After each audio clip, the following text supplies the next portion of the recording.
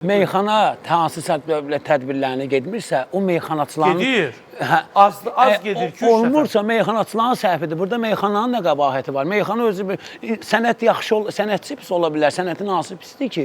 Mövzu nəyin üzərinə gəldik? Deyir ki, mən oxumaram bürolarına.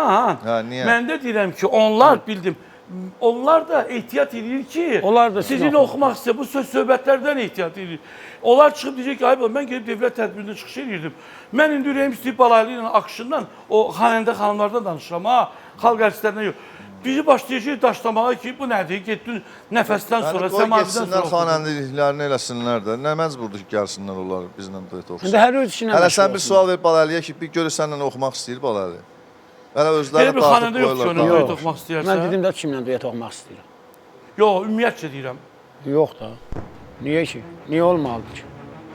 Mən özüm ümumiyyətcə meyxanaya qarşı biraz, bilirsiniz, o... Bax, Vasif Əzimovla Nigar Şabanovanın gözəl tandemi alınıb, görürsünüz də.